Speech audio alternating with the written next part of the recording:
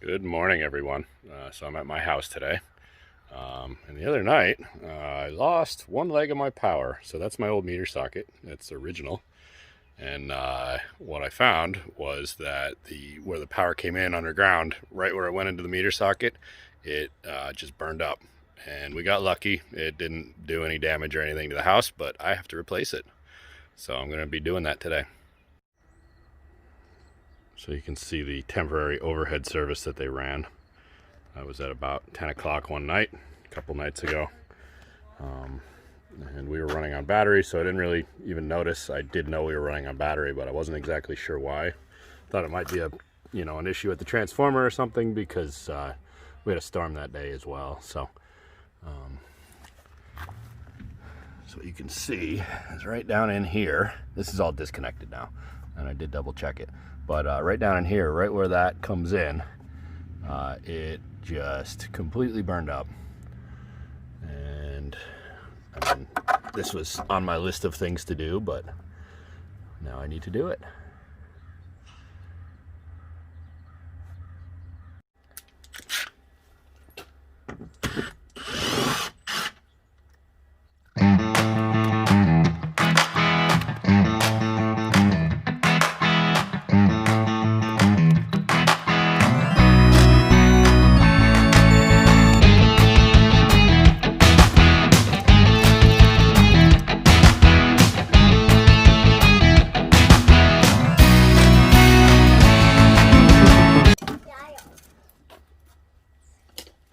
Our house is broken. We're gonna fix it. Yeah. There it is. So that's about 60 years old. Time for a new one. Yeah, it's time for a new one.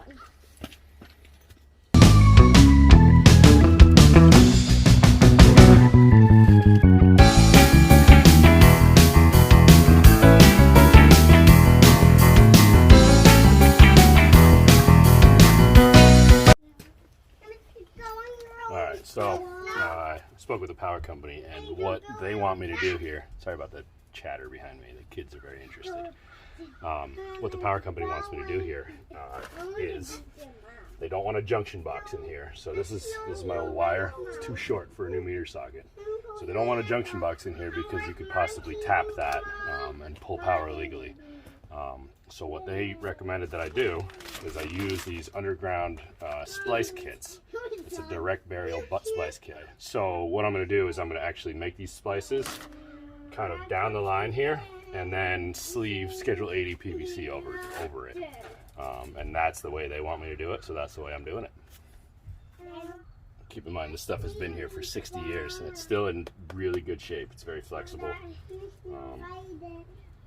And this is direct buried. We have a lot of sand around here, though, so usually not an issue unless you get a root.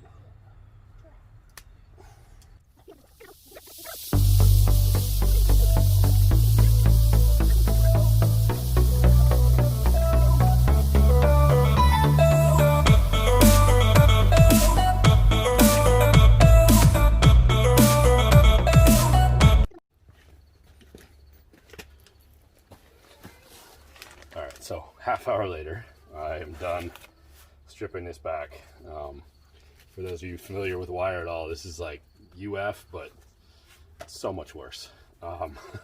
The insulation is just over a 1/4 inch thick in places, and the wire is twisted around itself, and this stuff is put on. So not surprised that it lasts as long as it did underground. The power company said, if it had burned up underground, they would have fixed it for me, but since it burned up in the meter can, I own that, so that's my responsibility to fix. So let's see. So I'm going to put splices in different spots here, so they all fit inside of this 2-inch PVC. Let's see. Probably if I put one up top. Let's cut this back and see if it's messed up down in here.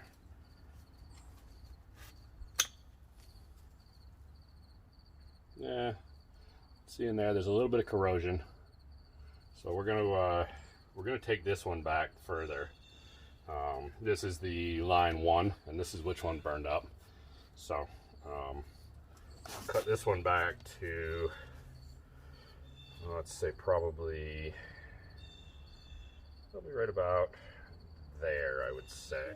I'm going to put some of this. This is just No-Lox. It's an antioxidant. Prevents the aluminum from oxidizing. So now I have this new piece of URD. It's what is it? 1/0 XLPE.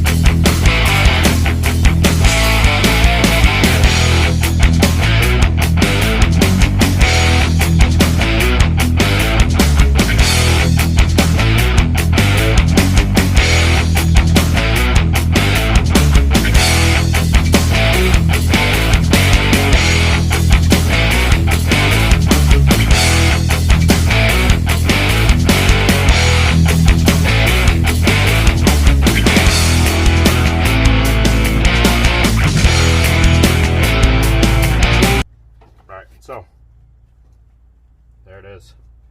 You can see the glue's coming out each side. We're gonna let this cool for a little bit before we play with it too much, but that's it. So it's a good airtight joint around this connector. 2 pieces of heat shrink, and this is actually rated for direct burial. So we're not gonna do that with it, but it's rated for it. So.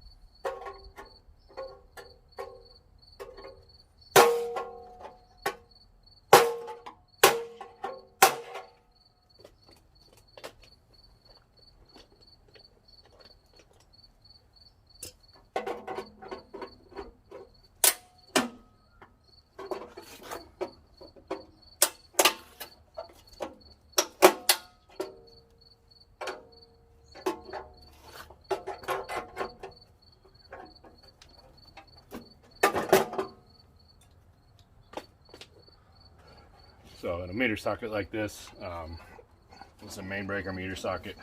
So here's the main breaker. The service has to come in the left side. There's a little partition here, and that separates the fused versus the unfused conductors. So you can't run the service into the middle or the right side. It has to be in the left side.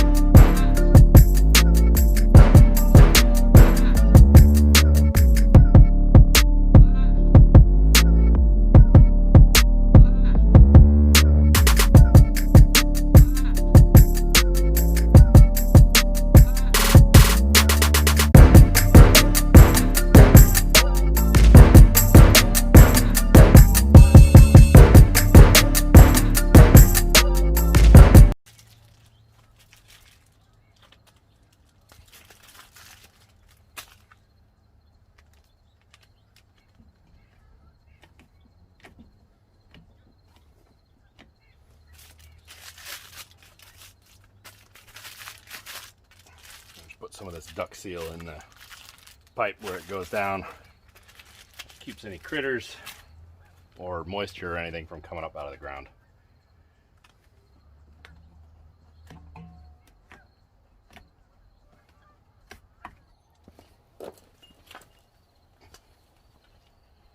So now when I drill a new hole inside, I left the old service entrance cable, just cut it off in the wall. There's a lot of spray foam in there, and it had to be right, it was right back behind this anyway, so I had to get rid of it.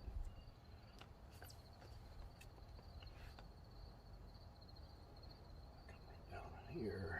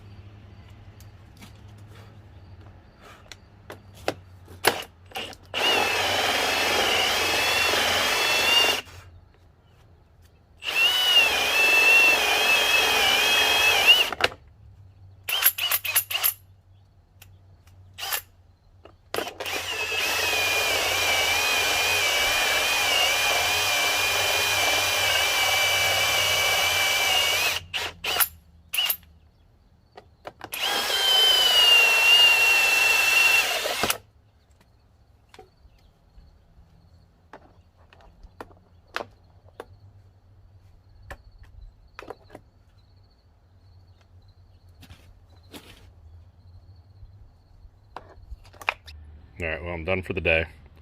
I got everything on. The service side of it's in. And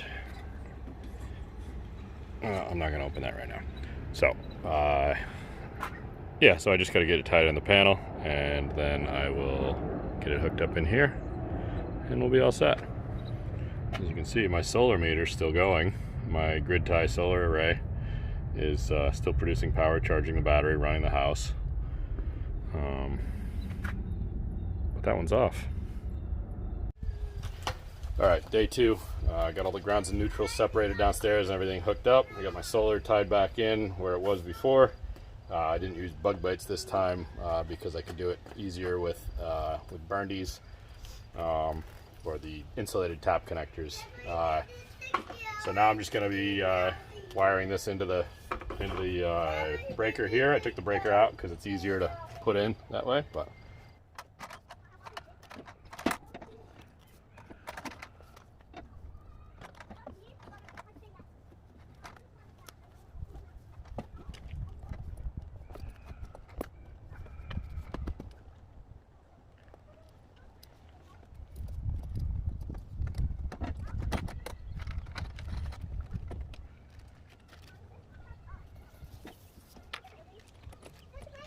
wow.